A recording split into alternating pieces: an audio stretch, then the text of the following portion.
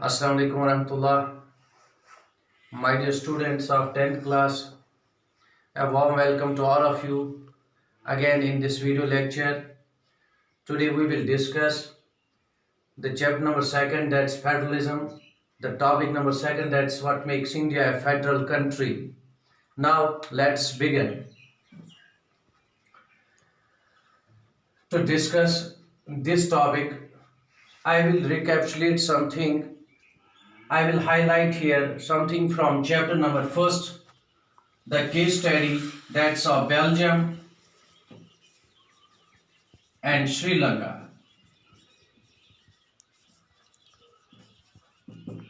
And there we see that in Belgium or in Sri Lanka there was an ethnic variation, and how these countries accommodate the various diversities there. And when we compare these countries with India, they are smaller than India. And India, a vast country than these countries, a vast country, India, where these problems, accommodating problems can arise, but how India tackle with these problems, let we discuss these things here. And what are the power sharing arrangements there made by India to accommodate the various regional diversities, or we can say to accommodate these diversities in India?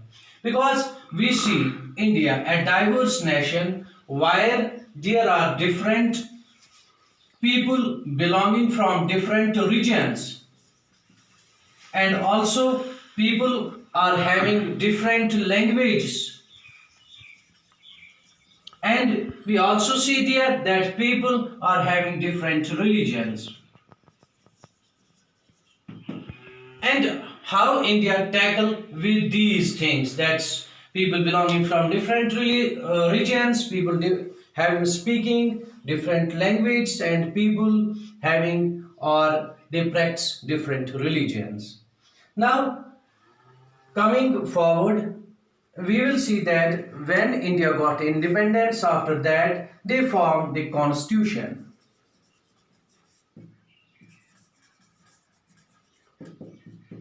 And when they form constitution, it provides us two tier of government.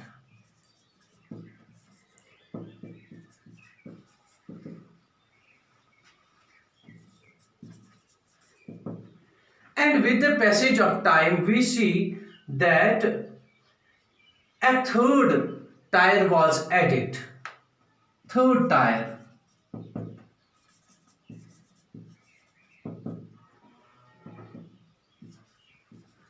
Third tier was added in the form of local self-governments.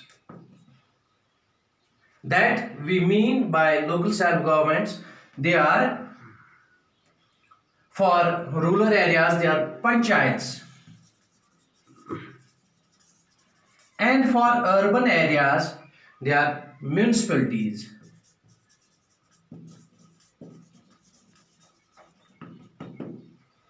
And now, to accommodate various diverse people in India, we see Indian Constitution provides us two-tier system of government. Two-tier system of government. And also with the passage of time, third tier of government, that's local self-governments, were added, that's in the form of panchayats and municipalities.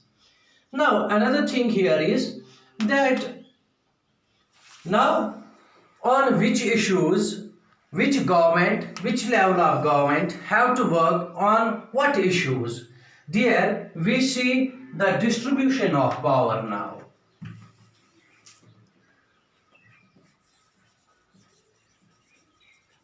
Distribution of power. How power was divided or distributed among different levels of government. For that purposes, we see that it is again the constitution which has given us the three lists. That three lists are, first one is known as union list, and second one is the state list, and third one is the concurrent list. Concurrent list. And again, we see now what is in these lists. Number first is union list. We will discuss them one by one. Now it's union list. It contains items that are 100 items. And these 100 items that a union list contains, they are of national importance. National importance means it includes the subjects that are of national importance. And also these subjects, or we can say these items, they are applicable to all states. To all states. Number third, that center or union is having a power to frame laws, to take decisions unilaterally there. Now it gets clear to you that union list, it contains 100 items. They are of national importance and apply to all states, and the decisions are taken unilaterally by the central government. And also, if we will define the union list, that it is a list in which center is having a power to frame laws. Number next is that's and example for this union list and the items that are contained in it is currency, that's foreign affairs, and its defense. I have given you regarding this defense. I have already discussed this thing in the features of federalism, where I have told you that defense, it is under the control of the central government. Here is clear evidence for that feature. Number next is state list. In this state list, we see the items in this state list, they are 61. And they are related to state. Subjects are related to state, and in which state is having a power to frame laws.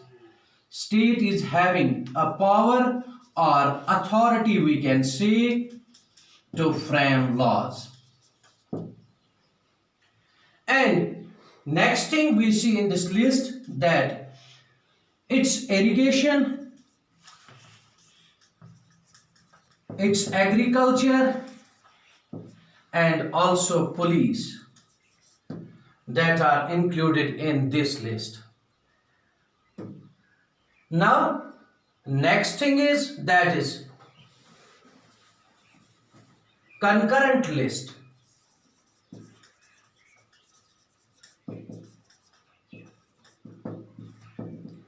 In this concurrent list, in this category, we see that both center and state governments have been given power to frame the laws. But there are certain conditions, or we can say there are certain provisions. And I will discuss these provisions here. Number first provision is, if center frames the law, if center frames the law and it is applicable and it is acceptable and it has been willingly accepted by all means by all states, then there is no need to form a separate law for a particular state. Number second,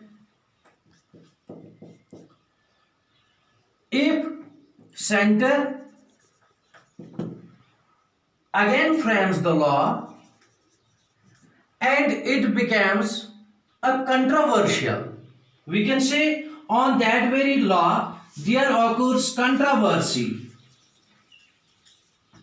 then we see there when their center frames the law and it becomes a controversial with any part of the country, or we can say with any state, then there the state is having an authority to frame law for himself. Third point, if now state forms a law, if now state forms a law and it becomes a point of conflict in that very state where the law has been framed in particular state, in that particular state, if this becomes a point of conflict there, then we see that the law which was made by center prevails.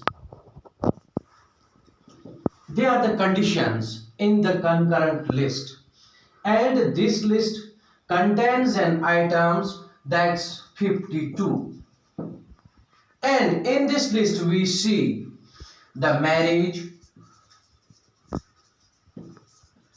adoption, etc.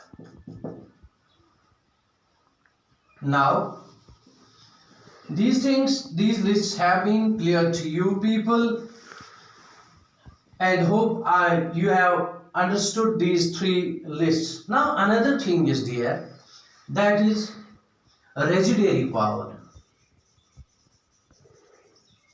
Residuary power. What is residuary power? We here see that it is the power given to the center. On what items? That means it includes the items like software, cyber laws. Because besides these three lists, we are having another list, that software, cyber laws, that came after the framing of constitution, after the independence, and these things are not included in any list. And then who can frame laws in these lists? In these, that is software and cyber laws, we see there they are the items which are not included in any list. Here the center is having a power. Center is having a power to frame laws. That means that power is known as residuary power.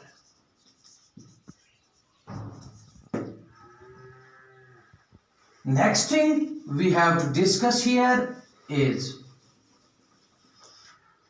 union territories.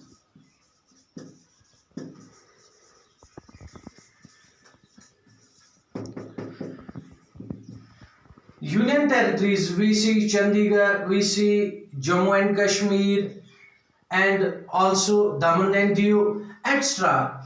These are union territories, and these union territories, they are directly under the control of, directly under the control of center. And next thing we see there in these union territories, that they cannot form laws for themselves. Then who can form laws for them? That it is the center. It is the center who frames the law for these union territories. And in this topic now we have discussed that India, that's a federal country, but this word federal has not been described when India forms its constitution.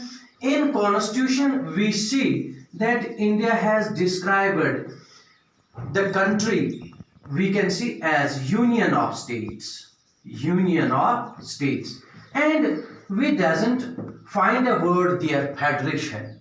Then the question arises here that how we can say that India is a federal country. The simple answer for this question is that India is based on the principles of federalism. India is based on the principles of federalism. So we see India a federal country. And when we go through in the earlier topic which we have discussed, that is the key features of federalism, we here see that India is governed on that very principles or on that very features. So here we see that here two are in key features. Let me remind you again that in key features we discuss the one feature, two or more levels of government. Two or more levels of government. Dear we, in this topic we see India is having three-tier system of government nowadays. That means there are two or more. India is having more than two levels of government. That means it is clear evidence for that India is a federal country and it is based on the principles of federalism. Hope all things get clear to you. And next topic of this chapter is how federalism is practiced in India. We will discuss that very topic in the next video lecture. Thank you and goodbye.